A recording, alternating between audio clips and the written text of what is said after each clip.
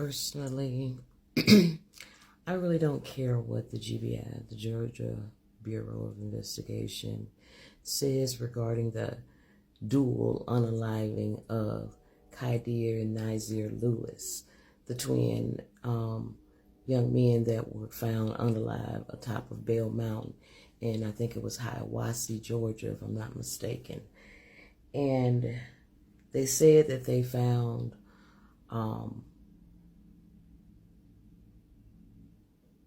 video footage, if I'm not mistaken. They said that they found that one of them had purchased a UN. They said that, they had internet searches that they had looked up on how to load it and things like that. I feel like those type of things would have come out. Like, it's been, over 2 months ago when that happened. And I know that it does take time. I would think that especially in something like that, that it would be kind of like top priority. And I feel like phone records and things like that would have been the first things that they would have, checked. So I am not of the belief that happened. And I hope that the parents, I don't know if they still were in it, because I know before, like, the parents were wanting to get an outside and independent somebody to look at it, which I'm still hoping that that's what they're waiting on, and that they really do have that done, because I even thought that they said that they didn't find, the weapon at the scene. So I'm even confused about that, unless I'm just misremembering some facts. But and look, y'all already know on this channel, we hold racist Caucasian people accountable, because if we don't, who will? But before I start this video, if you don't like black people, black issues, black talks, get to stepping. Hiawassee, Georgia was a sundown town, specifically referring to Forsyth County, which included the town of Hiawassee. While Hiawassee was the county seat, the county as a whole had a reputation for violence and intimidation against black residents, particularly after nightfall. There is no direct evidence of sundown signs being posted in the town itself, but Forsyth County, including Hiawassee, is widely recognized as one of the most notorious sundown communities in Georgia. Make that make sense. And I have to keep it 100. Outside of Atlanta, Decatur, Clayton County, Georgia is a sundown state. Tell me I'm lying, especially since this happened. It's really a sundown. And look, I don't trust the GBI or the FBI. They all on the same team. But wait, I may be tripping. Y'all let me know if this shit makes sense. Run a tape. And the mysterious deaths of twin brothers from Gwinnett County found on Bell Mountain. So this is a case that's grabbed national attention from the arrest of a firefighter accused of leaking a crime scene photograph to the twins' family, pushing back against the GBI's initial ruling of their deaths being a murder. Now the agency is issuing a final ruling. 11 Live's Cody Alcorn is live from outside of GBI headquarters with what we have learned here, Cody. Jennifer and Ron, just hours ago, the GBI releasing those findings in which they said that the deaths of Khaidir and Nazir Lewis have officially been ruled. And it appears there was only one gun used. After a 10-week investigation, the GBI has now ruled the deaths of Khaidir and Nazir Lewis. The twin brothers, just 19 years old, were found shot to death on top of Bell Mountain on March 9th. At first, investigators suspected a murder, but the family never believed that. Here's what their uncle Raheem Bronner told me back in March. They're very protective of each other. They love each other. They're like inseparable. So I couldn't imagine them hurting each other. Now the GBI says neither brother killed the other. The family previously said the twins missed a flight to Boston the morning before the shooting, but the GBI now says only Nazir had a ticket and he went to the airport alone. He never boarded the flight.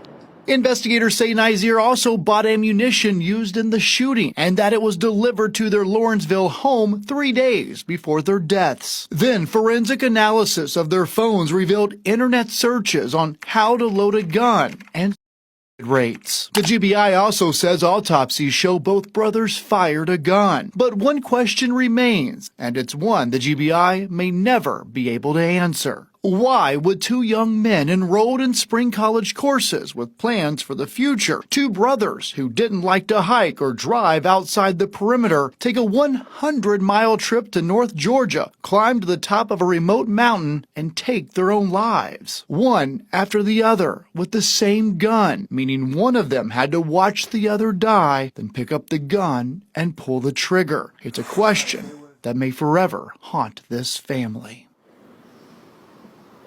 I did speak to the twins' aunts over the phone tonight. They do plan on releasing a statement in the coming days. They still just can't believe what the GBI has released tonight.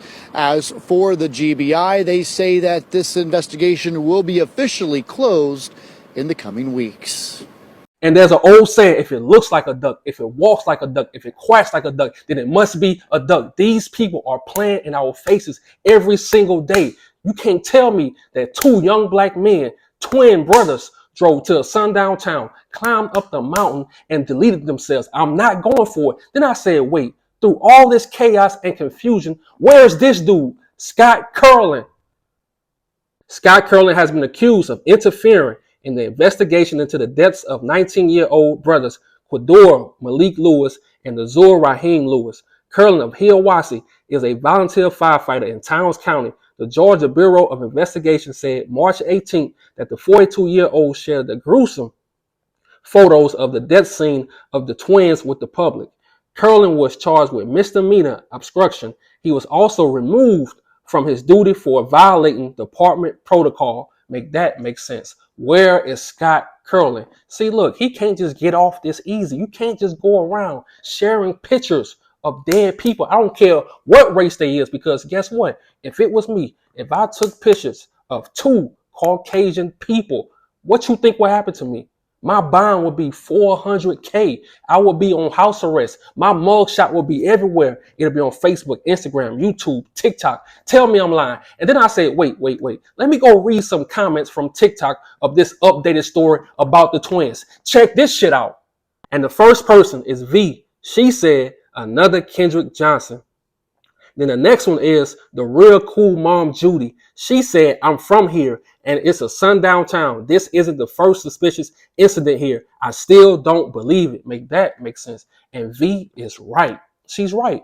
A lot of y'all remember this case. It happened in Georgia also. I told y'all, Georgia, for the most part, I'm going to say 95% is a sundown state. And tell me I'm lying, because the GBI had all the proof. They had all the evidence of who done this to Kendrick. And they still said this. Check this out.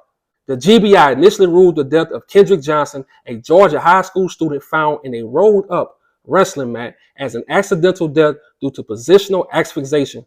The GBI's autopsy reports stated no significant injuries were found, and the cause of death was determined to be positional asphyxiation. However, Johnson's family has disputed this finding and believes foul play was involved. Make sense. So you see the games they play. You see the lies they tell right in our faces. See, I don't trust none of these people. They all on the same team. The FBI, the GBI, the coroner, the cops, the whole goddamn community. They all on the same team. Then I said, wait, the real cool mom with her comment, she said something so important. She said, this is not the first time something like this has happened in this county. This is what she meant. Run the tape. This is Trevante Jamal Helton. On Wednesday, February 21st, his body was found hanging from a tree at Hosholes Falls, located in Swallow Creek Wildlife Management Park in Towns County, Georgia. Hiker found his body, alerted authorities, and the Georgia Bureau of Investigations was called in to help assist in finding out what happened to Trevante.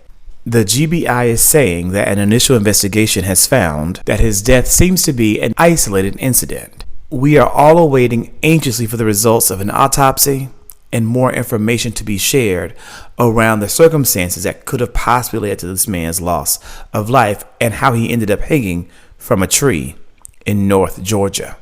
Make sense. So you telling me 3 young black men, twin brothers and another young black man, all of them was murdered, died in a sundown town mysteriously, and no one knows anything? I'm not going for it. I told y'all the game is cold.